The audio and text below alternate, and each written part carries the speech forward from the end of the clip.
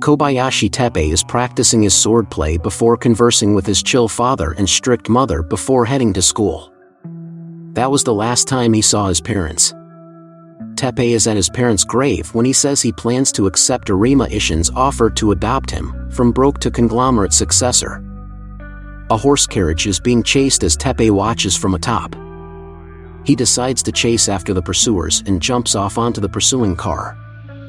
As Teppei is about to be shot, the butler Alfred jumps off the carriage to fight the thugs off while Teppei grabs the girl, protecting her as they both fall off a cliff. Teppei and the girl survive the fall, apparently trees cushion their fall. She introduces herself as Charlotte Hazelrink, a princess. Teppei takes her to Alfred and Charlotte leaves after giving them a kiss on the cheek. Arima Ishin is Teppei's maternal grandfather. Ishin tells him that his parents were murdered, but he doesn't want Teppei to go for the path of revenge. Ishin tells Teppei that he should be wary as in the party, he would likely find people against him, as well as potential allies. Vincent van Hoosen approaches Teppei among a swarm of people and introduces his daughter, Maria van Hoosen, before leaving. Back in his room, Teppei sees someone with a sword from his window. He gets excited, grabs his own katana and runs downstairs. The girl attacks as soon as she sees him armed. After a spar, Ishin and Vincent come up and it is revealed that the girl is his daughter, Sylvia van Hoosen, Teppei's fiancée. Fujikura, the maid, was taken from an orphanage. Ishin intends to oversee Teppei and his decisions in this new environment. Teppei and Yu are dropped off in a mansion and Teppei is welcomed by numerous maids before he goes to lie in his lavish bed. He calls Yu and asks her if getting a fiancé without knowing anything about them is normal for rich people. Yu tells him that Sylvia is an aristocrat of the Hermish kingdom, but Teppei interjects, stating that he means that he knows nothing about her personality. Next day, Teppei is escorted to Shoujo Academy with Yu and Tu, the biggest school for rich people in Japan.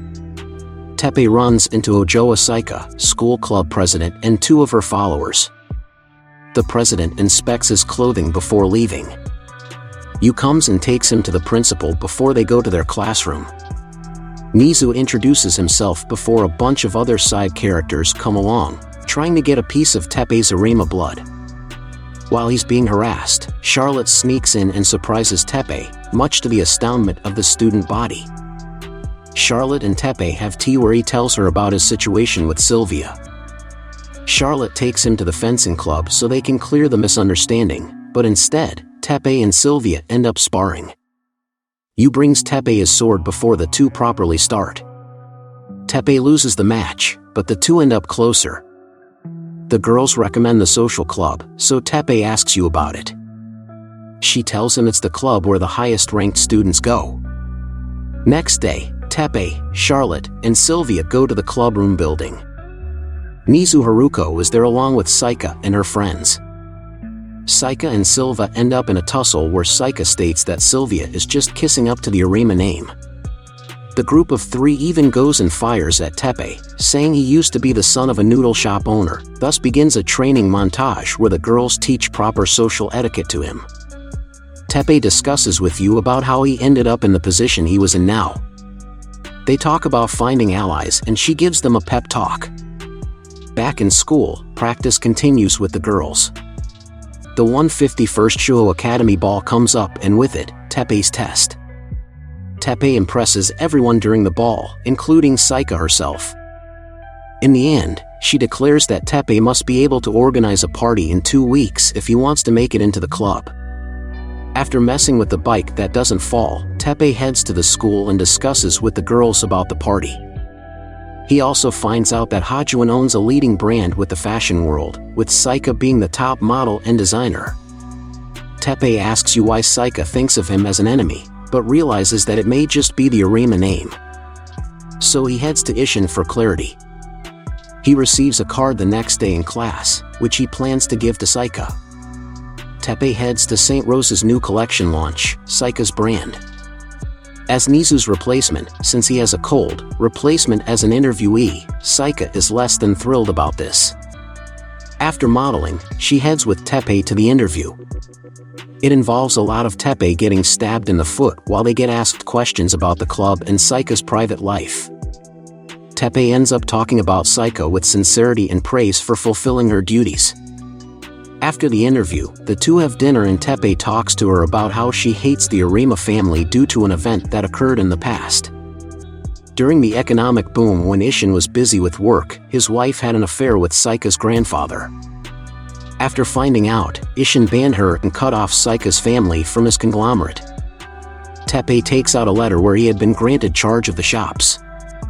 He revealed that Isshin regretted his decision and wanted to make amends by letting her use the Arima Group stores to sell her products.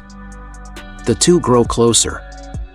In class, Mizu offers to help Teppei with the party. The two plan on going somewhere shady, but Charlotte shows up and makes a different plan. She asks Sylvia to cover for her when they head out. Back at Sylvia's house, her father and sister tease Sylvia about why she isn't talking about Teppei today. Her father then tells her that it's fine if she puts her happiness above everyone for a change. Meanwhile, Charlotte is trying to convince Alfred that she's going to stay over at Sylvia's house tomorrow when she gets a call from her. Sylvia pauses on call and only asks Charlotte to say hello to Teppei tomorrow. She seems quite conflicted. Princess in a pinch show her feelings for our prince. The next day, Teppei and Charlotte go to an amusement park in Osaka. The two have an enjoyable date together after some takoyaki. The two ride a Ferris wheel, and here he tells Charlotte how his parents had died. Charlotte comforts Teppei, stating that his family is still in his heart. Teppei and Charlotte also promise to have an eventful winter. Charlotte asks Teppei if he'll marry Sylvia before telling him about how close they were. Sylvia had also lost her mother in her childhood. After the heartfelt talk, Teppei gets an idea for the party, and Charlotte hugs him from behind before asking him to promise her that he'll always remember her. His idea is to take everyone on a normal vacation to a hot spring. We see the rich girls having trouble walking through the train gates before they somehow enter the trains, quite the achievement. The gang reached the resort and split up to head to their segregated rooms. Back in the boys' room, Teppei, Mizu, and two randoms are chatting about peeping, of course, a treasured moment for the boys. The boys get a lashing before the boys and girls head off to the gaming corner.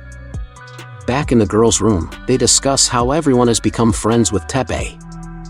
Seek even says that she'll give him an official acceptance to the club. The ladies make a hot springs pact that no matter who Teppei chooses, they won't get jealous. At school, Charlotte and Teppei are messing around when Alfred jumps in and says he'll crush Teppei. Charlotte confesses her love for him, and Teppei gets chased by a murderous Alfred. The two run to the lawn. Charlotte has a twisted ankle, so Teppei carries her to the infirmary. Outside, a guy parachutes to the academy where everyone is. He's Hartmann Bezelheim, a business tycoon from Hazelrink.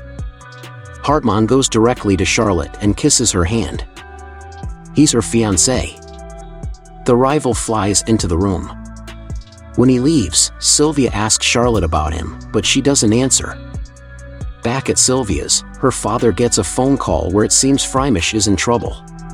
Sylvia and her little sister overhear the conversation.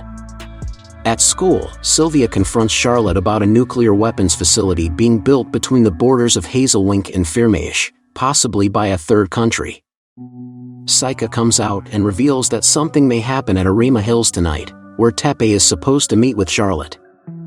Charlotte gets a message from Teppei to meet him tonight, a rather shady message. At Arima Hills, Teppei is setting up reservations when Hartmann shows up and they chat for a bit. Isshin and Hartmann sit down along with Vincent. Hartmann's assistant Josephine takes her leave. The three plan to build the resort on the border of the two countries while another country intends to build a weapons facility. Isshin tells Hartmann to be careful. Meanwhile, Charlotte enters the suite at Arima Hills, but Teppei is with Fujikura, practicing his swordsmanship. He calls Charlotte, who drops her phone due to a sudden power outage. Just then, Teppei gets a message that says, "We've taken your parents and now we will take your lover." The scene cuts to the soldiers outside Arima Hills. That was a very sudden turn of events. But that's where the video ends. Let me know in the comments below if you want me to continue the series, and if you enjoyed watching the video, consider liking and subscribing for more like it. Thanks for watching, and I hope to see you next time.